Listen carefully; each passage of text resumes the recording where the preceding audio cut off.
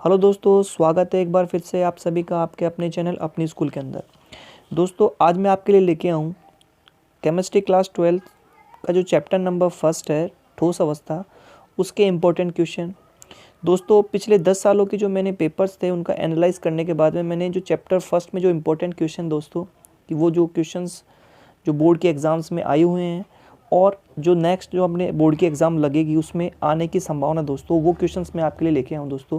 तो ये important question दोस्तों जो कि आपके बोर्ड के एग्ज़ाम में काफ़ी हेल्पफुल रहेंगे दोस्तों। तो चलिए दोस्तों शुरू करते हैं। तो दोस्तों पहला क्वेश्चन है हमारे पास में, पहला क्वेश्चन है दोस्तों, क्रिस्टल व अक्रिस्टल ठोसों में अंतर ज्ञात कीजिए।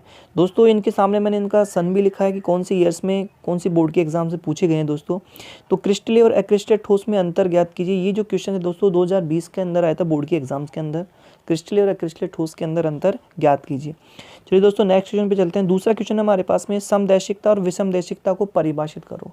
यानी समदैशिकता और विषमदैशिकता क्या होती है उसको परिभाषित करना है, उसकी परिभाषा बतानी है दोस्तों।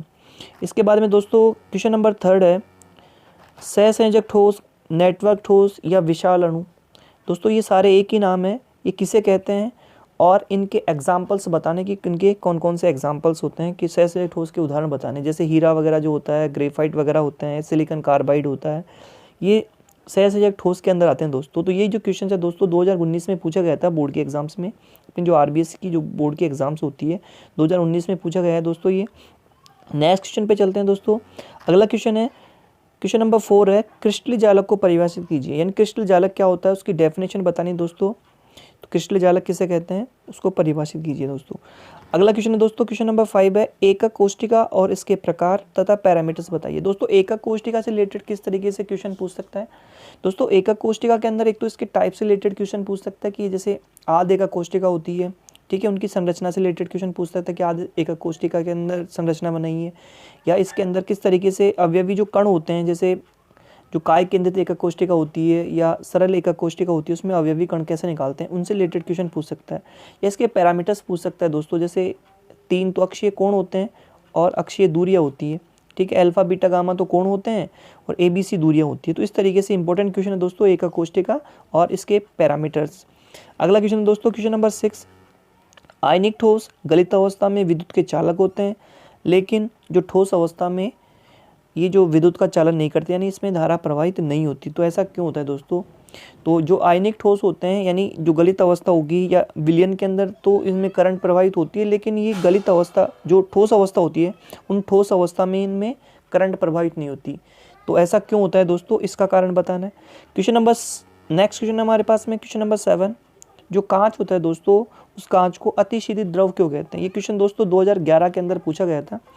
तो यानी इसमें इस तरीके से पूछा गया था कि जो अतिशीतित द्रव होता है हमारे पास में, जैसे कांच है हमारे पास में, कांच अतिशीत द्रव के रूप में, अतिशीत द्रव क्यों कहते हैं कांच को। यानी जो अक्रिस्टलीय ठोस होता है कांच होता है हमारे पास में, वो अतिशीत द्रव क्यों कहलाता है।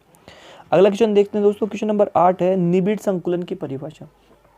तो दोस्तों निबिड़ संकुलन से रिलेटेड एक तो इसकी डेफिनेशन कि निबिड़ संकुलन क्या होता है, और निबिड़ संकुलन के अंदर जो जैसे एक विमा में होता है या द्विविमा में होता है या त्रिविमीय होता है, इस तरीके से इनके अंदर जो इनकी उपसहसंयोजन संख्या होती है उनसे रिलेटेड क्वेश्चन बनते हैं दोस्तों। जैसे अगर आपसे पूछ लिया कि एक विमा के अंदर एक विमीय निबिड़ संकुलन में उपसहसंयोजन संख्या बताइए, तो उपसहसंयोजन संख्या का मतलब है दोस्तों कि जो एक अवयवी कण होता है वो कितने अवयवी कण को टच कर रहा है, वो उसका उपसहसंयोजन संख्या होती है। अगर वो 2 को टच करेगा तो 2 हो जाएगी उसके अंदर, ठीक है दोस्तों। अगला क्वेश्चन है, क्वेश्चन नंबर 9 है कि चतुष्फल की और अष्टफल की रिक्तियों को परिभाषित कीजिए। दोस्तों 2022 के लिए बहुत ही इंपॉर्टेंट क्वेश्चन है दोस्तों ये, चतुष्फल की और अष्टफल की रिक्तियों को परिभाषित कीजिए। यानी डेफिनेशन पूछेगा आपसे, चतुष्फल की रिक्तियाँ क्या होती है, अष्टफल की रिक्तियाँ क्या होती है, डायग्राम के साथ में देखो। चतुष्फल की रिक्तियाँ होती है 4 गोलों से बनती है, अष्टफल की जो होती है हमारे पास में वो 6 गोलों से बनती है, ठीक है। तो इस तरीके से इनको परिभाषित करना है। अगला क्वेश्चन नंबर 10 दोस्तों, संकुलन क्षमता। दोस्तों संकुलन क्षमता जैसे एफसीसी, बीसीसी और एससीसी कैसे निकालते हैं, किस तरीके से ज्ञात की जाती है दोस्तों। ये 2020 में पूछा गया था, बीसीसी के लिए पूछा था संकुलन। देखो इस तरीके इसमें किस तरीके के क्वेश्चन बन सकते हैं।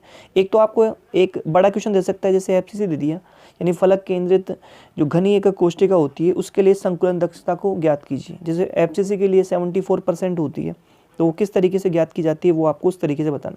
या शॉर्ट क्वेश्चन इस तरीके दे सकता है कि जैसे एफसी दे दिया, इसकी संकलन क्षमता बताइए, ओनली आपको मान बताना है। जैसे एफसीसी के लिए कितना होता है, एफसीसी के लिए 74% होता है, बीसीसी के लिए कितनी होती है 68% होती है, और सरल घनी एकक जो एकक कोष्ठिका होती है उसके लिए हमारे पास में 52.4% होती है। तो इस तरीके से छोटे क्वेश्चन भी दे सकता है और इनको व्युत्पन्न करने, यानी बड़े क्वेश्चन में जैसे 2 नंबर का क्वेश्चन बनेगा तो उसमें इस तरीके से आपको व्युत्पन्न पूछ सकता है। ठीक है, अगला क्वेश्चन है दोस्त का कोष्ठिका का घनत्व के लिए सूत्र, यानी एकक कोष्ठिका के लिए घनत्व का सूत्र व्युत्पन्न कीजिए। कि जो एकक कोष्ठिका होती है दोस्तों उसके लिए घनत्व का किस तरीके से फॉर्मूला निकाला जाता है, डी बराबर जो हमारे पास फॉर्मूला आता है वो फॉर्मूला व्युत्पन्न करना। ठीक है, ठीक है दोस्तों, अगला क्वेश्चन देखते हैं। क्वेश्चन नंबर 12 है हमारे पास में, फ्रैंकलिन दोष, यानी इसको हम विस्थापन दोष भी कहते हैं, और शॉर्ट का जो दोष होता है, इन दोनों में क्या डिफरेंस है दोस्तों ये जो क्वेश्चन है वो कई बार रिपीट हुआ है। जैसे 2019 में आया था ये क्वेश्चन, ये 2011 में भी आया था हमारे पास में। ठीक है, यानी इस तरह ये आपको किस तरीके से क्वेश्चन दे सकता है, जैसे आपके पास में AgBr होता है, AgBr जो क्रिस्टल होता है दोस्तों उसमें फ्रैंकलिन दोष और शॉर्ट का दोष दोनों पाया जाता है। तो आपसे पूछ सकता है कि जैसे जो AgBr जो हमारे पास में क्रिस्टल होता है उसमें पाए जाने वाले दोनों दोषों की व्याख्या कीजिए, या दोनों दोषों को बताइए या परिभाषित कीजिए। तो जो AgBr होता है उसमें फ्रैंकलिन भी होता है और शॉर्ट की भी होता है। ठीक है, तो इस तरीके से आपको पूछेगा इसमें, या दोनों में डिफरेंस पूछ सकता है कि फ्रैंकलिन दोष और शॉर्ट का दोष में क्या डिफरेंस है। ठीक है, आगे हम बात करते हैं दोस्तों क्वेश्चन नंबर 13 के। क्वेश्चन नंबर 13 है दोस्तों, एफ केंद्र किसे कहते हैं, वेरी इंपॉर्टेंट क्वेश्चन है दोस्तों। एफ केंद्र किसे कहते हैं, एफ केंद्र की परिभाषा पूछा है इसमें। ठीक है दोस्तों, तो ये जो हमारे पास में क्वेश्चन है दोस्तों त्रुटियों में मिलता है हमारे पास में एफ केंद्र जो होता है। अगला क्वेश्चन दोस्तों, क्वेश्चन नंबर 14 देखो कि जो श्वेत जैडेन होता है, यानी जिंक ऑक्साइड होता है, जब आप उसको गर्म करते हो तो ये श्वेत जैडेन होता है हमारे पास में, वो पीला दिखाई देने लग जाता है। यानी जब आप कमरे के ताप पर, तो ये क्या होता है, श्वेत जैडेन होता है जो श्वेत रंग का होता है, लेकिन जैसे आप इसको गर्म करते हो, ठीक है, तो गर्म करने पर ये पीला दिखाई देता है। तो ऐसा क्यों होता है दोस्तों, इसका रीज़न बताना है। क्वेश्चन नंबर 15 है दोस्तों, क्वेश्चन नंबर 15 है दोस्तों, P और N प्रकार के अर्धचालकों को परिभाषित कीजिए। यानी P प्रकार के अर्धचालक और जो N प्रकार के जो अर्धचालक होते हैं दोस्तों वो कौन से होते हैं, उनको परिभाषा बतानी है। यानी दोस्तों जैसे सिलिकॉन और जो हमारे पास में जर्मेनियम होता है, वर्ग 14 के हमारे पास में होते हैं ये, यानी ये नेज अर्धचालक होते हैं। और इनके अंदर हम क्या करते हैं, वर्ग 13 की और वर्ग 15 के तत्वों की जब हम अशुद्धियाँ मिलाते हैं तो उसमें हमारे पास में P और N प्रकार के अर्धचालक हमें प्राप्त होते हैं। ठीक है दोस्तों, तो ये क्वेश्चन था 2016 के अंदर पूछा गया था, RBSC 2016 के अंदर आया था दोस्तों ये क्वेश्चन। नेक्स्ट क्वेश्चन दोस्तों, क्वेश्चन नंबर 16 है, ठोसों में चुंबकीय गुण की उत्पत्ति का कारण बताइए। यानी ठोस जो होते हैं उनके अंदर चुंबकीय गुण क्यों पाया जाता है दोस्तों। ठीक है, तो जैसे उसमें चुंबकीय गुण पूछ सकता है, या चुंबकीय जो आघूर्ण होता है वो कैसे उत्पन्न होता है ठोस के अंदर।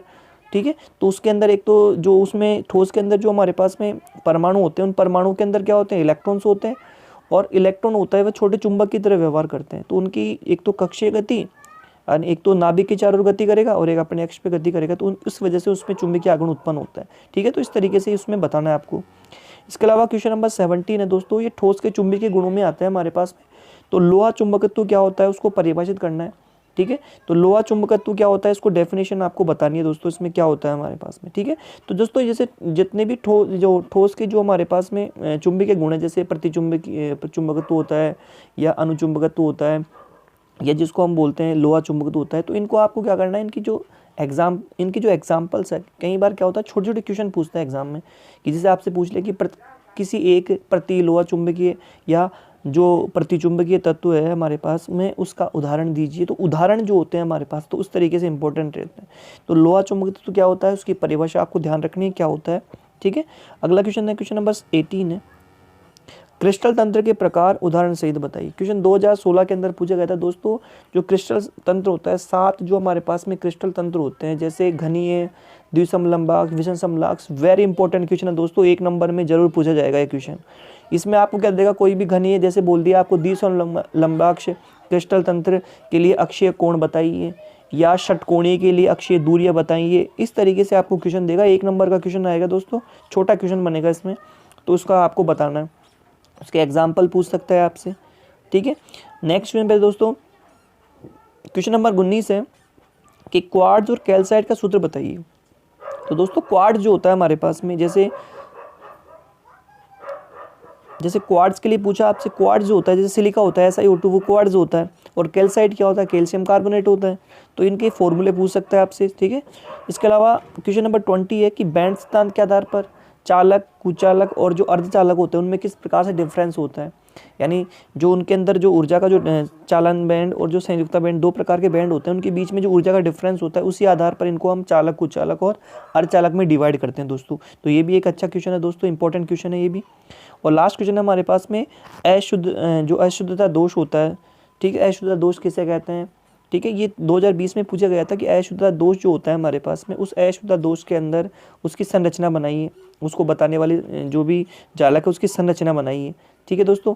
तो जैसे हमारे पास में, या फिर इस तरीके से रिक्ति का दोष किसे कहते हैं, या अंतर्गामी दोष क्या होता है, इनको परिभाषित कीजिए। तो इस तरीके से क्वेश्चन आपको पूछ सकता है। तो दोस्तों ये कुछ इंपॉर्टेंट क्वेश्चन थे। अगर आप इन क्वेश्चंस को आप अच्छी तरीके से करते हो दोस्तों, तो मेरे को नहीं लगता कि ऐसा कोई क्वेश्चन है इसके अलावा जो चैप्टर 1 में बनता है, ठीक है दोस्तों। तो अगर आप इन क्वेश्चंस को भी करते हो तो आपकी बहुत अच्छी प्रिपरेशन फर्स्ट से, ठीक है दोस्तों। इसके अलावा कुछ न्यूमेरिकल्स भी होंगे दोस्तों, उन न्यूमेरिकल्स के लिए अपने अलग से मैं वीडियो बना दूंगा आपके लिए। जो भी हमारे जो से चैप्टर नंबर 1 के, चैप्टर नंबर 4 के और चैप्टर नंबर जो 2 है, बस ये 3 चैप्टर जिनके हमारे न्यूमेरिकल्स हैं, तो उनके लिए मैं अलग से वीडियो बना दूंगा। कौन कौन से न्यूमेरिकल्स इंपॉर्टेंट रहेंगे हमारे लिए वो उनको बता दूंगा मैं आपको, ठीक है दोस्तों। अगर आपको ये वीडियो पसंद आया दोस्तों तो इसको अपने दोस्तों में ज़रूर शेयर करिए, ठीक है दोस्तों। तो मिलते हैं एक नए वीडियो के साथ, तब तक के लिए दोस्तों जय हिंद।